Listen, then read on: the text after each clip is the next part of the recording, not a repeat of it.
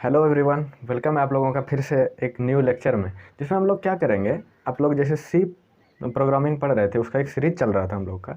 उसमें हम लोग पहला चैप्टर कंप्लीट कर चुके थे, जो बेसिक उसका था, प्रोग्राम, एक छोटा प्रोग्राम कैसे लिखते हैं। इस चैप्टर में हम लोग क्या करेंगे, उसी को थोड़ा सा और डिटेल में जाएंगे, जिसका नाम है इंस्ट्रक्शन, सी इंस्ट्रक्शन। इस चैप्टर का जो नाम है वो यहाँ पर लिख देते हैं, सी इंस्ट्रक्शंस। इसमें हम लोग क्या करेंगे, जो जैसे प्रोग्राम हम लोग पढ़े थे, प्रोग्राम का डिफिनेशन क्या था, it is a set of instruction. तो वही सेट जो है, हर एक इंस्ट्रक्शन किस किस टाइप का होता है, उसी के बारे में हम लोग पढ़ेंगे यहाँ पे। तो इंस्ट्रक्शन क्या होता था, जैसे कि हम लोग मशीन को कोई भी प्रोग्राम लिख करके दे रहे हैं, इसका मतलब क्या कर रहे हैं, सेट ऑफ इंस्ट्रक्शन दे रहे हैं, ठीक है। तो उसी इंस्ट्रक्शन को हम लोग यहाँ पे पढ़ेंगे। तो इंस्ट्रक्शन में सबसे पहला जो आता है वो हम लोग पढ़ेंगे। पहला हम लोग डिफाइन कर देते हैं कितना टाइप का इंस्ट्रक्शन होता है, ठीक है। अभी हम लोग फर्स्ट जो पढ़ेंगे यहाँ पे, टाइप डिक्लेरेशन इंस्ट्रक्शन, ठीक है। और दूसरा जो है अरिथमेटिक इंस्ट्रक्शन। और तीसरा हम लोग पढ़ेंगे कंट्रोल इंस्ट्रक्शन। स्पेलिंग यार मत देखना इसमें, स्पेलिंग तो INST, ठीक है भाई। तो इसमें हम लोग देखेंगे, अभी हम लोग जो ये लेक्चर है इसमें हम लोग ये पढ़ेंगे टाइप डिक्लेरेशन इंस्ट्रक्शन। इसमें क्या करेंगे, जैसे वेरिएबल जो होता है उसको हम लोग डिफाइन करते हैं ना, इंट टाइप, फ्लोट टाइप या फिर कैरेक्टर टाइप। तो उस टाइप का जो इंस्ट्रक्शन हम लोग देते हैं, उसी इंस्ट्रक्शन को कहते हैं हम लोग डाटा क्या है, टाइप डिक्लेरेशन स्टेटमेंट। मतलब जो वेरिएबल हम लोग बना रहे हैं वो किस टाइप का है, उसके बारे में पढ़ेंगे। उसके बाद आता है अरिथमेटिक इंस्ट्रक्शन। अरिथमेटिक जैसे प्लस माइनस, इस टाइप का जो इंस्ट्रक्शन हम लोग देंगे उसको कहते हैं हम लोग अरिथमेटिक इंस्ट्रक्शन। और ये कंट्रोल इंस्ट्रक्शन जो होता है, आगे हम लोग पढ़ेंगे। ये क्या करता है, जैसे प्रोग्राम चल रहा है, ये लाइन चला, ये कोई प्रोग्राम है, ठीक है, यहाँ से चलना स्टार्ट किया, ये लाइन चला, ये लाइन चला। अब हम चाहते हैं ये लाइन ये जैसे ये चला, ठीक है, ये भी चला। अब हम चाहते हैं ये नहीं चले, ये नहीं चले, ये भी नहीं चले, और ये चले एक ही बार, यहाँ से यहाँ आए, यहाँ से यहाँ जंप कर जाए। तो इसके लिए हम लोग पढ़ेंगे ये कंट्रोल इंस्ट्रक्शन। तो ये क्या करता है, जो एग्जीक्यूशन होता है प्रोग्राम को, उसको कंट्रोल करता है। जैसे हमको एग्जीक्यूट हो रहा था, 1 लाइन चला, 2 लाइन चला, अब हम चाहते हैं एग्जीक्यूट हो यहाँ वाला लाइन, तो इसको ये कंट्रोल करेगा, ठीक है, एग्जीक्यूशन को कंट्रोल करता है। तो समझ में आ गया।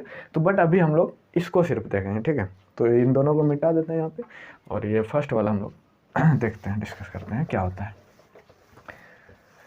Type declaration statement. इसके नाम से यार कोई भी चीज़ है ना, नाम से देखो, नाम से क्या समझ में आता है, टाइप डिक्लेरेशन इंस्ट्रक्शन। इंस्ट्रक्शन का मतलब समझ रहा, ऑर्डर या रिक्वेस्ट बोलो, रिक्वेस्ट।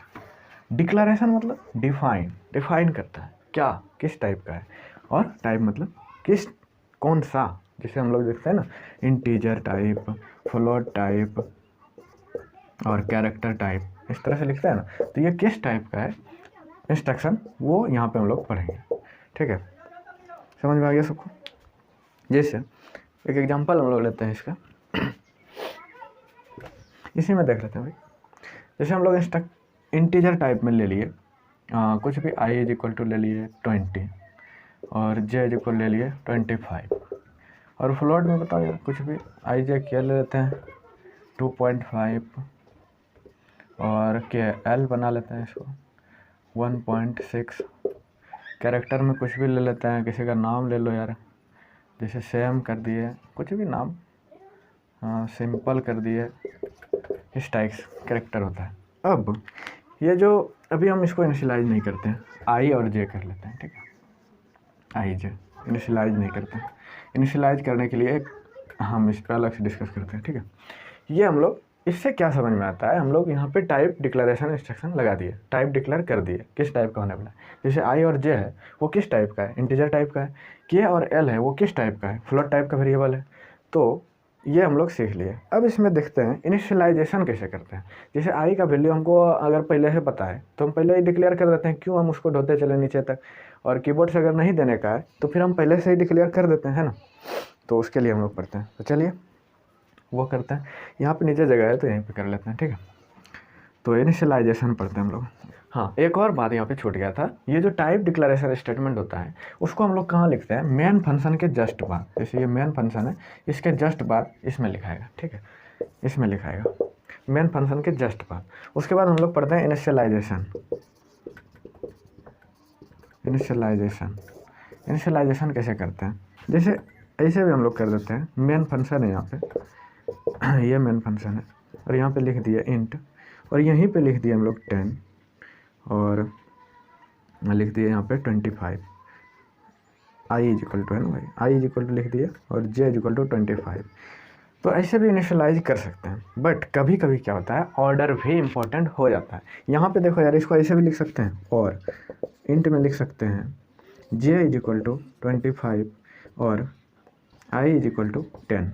कोई चेंज है क्या, दोनों सेम है, दोनों सेम है ना, दोनों सेम है। देखो ऑर्डर से कोई फ़र्क नहीं पड़ा। यहाँ पे हम लोग क्या देख रहे हैं, not, order is not important, order is not important.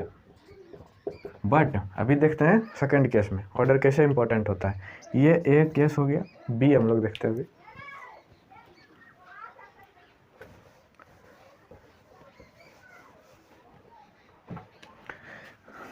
अब देखो भाई, मेन हम लोग लिखे यहाँ पे लगाए, ए इज इक्वल टू लिख दिए, क्या था, इंटीजर लिखे पहले, ए इज इक्वल टू लिख दिए 10, और बी इज इक्वल टू लिख दिए ए प्लस 20, ठीक है। और इसमें अब ऑर्डर चेंज करते हैं, देखते हैं फ़र्क पड़ता है कि नहीं, सेम रहता है कि नहीं रहता है, ठीक है। इसमें अभी देखते हैं ट्राई करके, इंटीजर लिखते हैं और बी वाला पहले डिफाइन कर देते हैं, A plus 20, A is equal to 10। अब ये वाई ऑर्डर इम्पोर्टेंट हो गया यहाँ पे, ये जो है ना सेम नहीं है, नॉट सेम। क्यों नहीं है, जैसे ही प्रोग्राम चलेगा मेरा ये चलेगा, इसमें तो कोई एरर नहीं आएगा।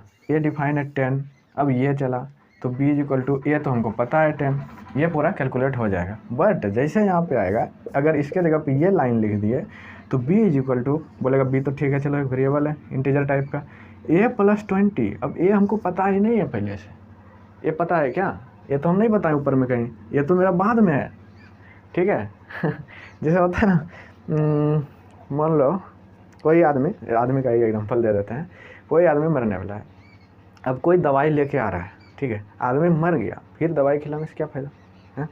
तो यहाँ पे आदमी ये है, ये पता ही नहीं है, ये तो पहले ही मर चुका है, फिर ये दवाई लेके आ गया, क्या फ़ायदा, कुछ फ़ायदा नहीं है। तो यहाँ पे ये डिफाइन ही नहीं है ना, तो इसलिए ये एरर शो करेगा। आप कंप्यूटर पे इसको देख सकते हैं टर्बो C++ पे, ठीक है। तो वहाँ पे एरर, इसका मतलब है कि जो हम लोग टाइप डिक्लेयर करते हैं, इनिशियलाइज करते हैं, उसमें ऑर्डर मैटर करता है, order is important in type initialisation, ठीक है। इसमें यहाँ पे लिख देना, order is important, order is important for variable initialisation, ठीक है। तो भाई समझना है इसको, ठीक है। आपको एग्ज़ाम में तो किसी भी तरह से आप लिख सकते हैं, बट अगर आप कोडिंग करना चाहते हैं तो आपको पूरी तरह से सब चीज़ समझना पड़ेगा। ऐसे नहीं है कि आप जैसे वैल्यू इनिशियलाइजेशन पढ़ लिए, अब हमको पता ही नहीं है कि ऑर्डर पे भी डिपेंड करता है। अब हमको कहीं पे मान लेते हैं कि कोई भी आप प्लेसमेंट में गए, आपको इसके जगह पर ये वाला इंस्ट्रक्शन लिखा हुआ है, तो आपको पूछ रहा है कि आउटपुट क्या होगा, तो यहाँ पर सीधा तो एरर आ रहा है ना, ऑप्शन में भी है एक एरर। तो आप अगर इस टाइप से नहीं पढ़ के जाएंगे तो आपका वहाँ पे मिस्टेक होगा ही होगा, ठीक है। और ऐसा ही क्वेश्चन पूछता है, ऐसे मत सोचिए कि इजी वाला पूछ जाएगा, ऐसा ही पूछेगा पक्का। अब इसमें और एक टाइप देख लेते हैं, कैसे कैसे हम लोग इनिशियलाइज कर सकते हैं। बी देख लिए, ए को मिटा देते हैं, ठीक है।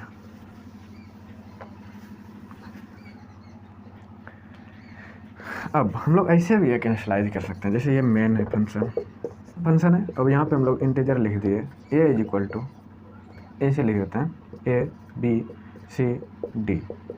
अब यहाँ पे हम लोग डिक्लेयर कर देते हैं, मतलब इनिशियलाइज कर देते हैं, A is equal to 10, B is equal to 20, C is equal to 30, D is equal to 40।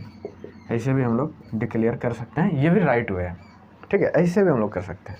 एक और है, उसको भी देख लेते हैं। डी बोर्ड में आ रहा है क्या, कैमरा में आ रहा है, क्लियर है। मेन फंक्शन है, यहाँ से हम लोग लिखते हैं इंटीजर अगर बराबर बराबर हो तो A equal to B equal to C equal to D equal to 10।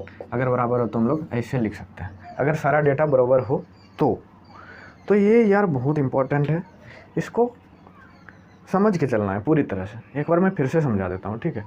ए वाला तो नहीं है, ए वाला था ऑर्डर का, वो बता देता हूँ, ठीक है, कि ऑर्डर उसमें मैटर नहीं कर रहा था। किस में? जिसमें कि दोनों ही फंक्शन साथ में एक ही लाइन में इनिशियलाइज हो।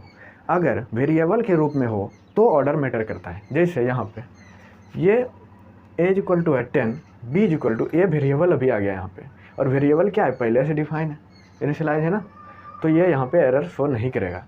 अगर इस टाइप से, अगर ये तो ऑर्डर हो गया, अगर इसको b को पहले हम लोग इनिशियलाइज करते हैं तो b equal to A plus 20। अब ये हमको पहले से पता है क्या? ये लाइन नहीं है यहाँ पे, ये दूसरा है, और ये और लेके चलें एग्जाम्पल, ये 1 लाइन और ये भी 1 ही लाइन है, मतलब ये इस टाइप से एक बार लिखे हैं, एक बार इस टाइप से लिखे हैं, ठीक है, अलग अलग है। अब दूसरा प्रोग्राम में हम लोग क्या कर रहे हैं, b को सोच रहे हैं पहले लिख दें, तो a प्लस 20। अब ये हमको पता है क्या? पहले से नहीं पता है भाई, आगे लाइन में पता है, तो हम कैसे यहाँ पे, मतलब ये एरर शो करेगा ना, ये बोलेगा ये डिफाइन करो पहले, तब हम आगे बढ़ेंगे।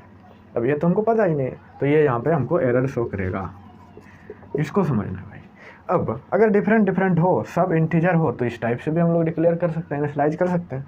अगर सारा डेटा बराबर हो ए बी सी डी, तो हम लोग सबको बराबर करके इधर 10 लिख सकते हैं, ये भी एक राइट मेथड है, ठीक है भाई।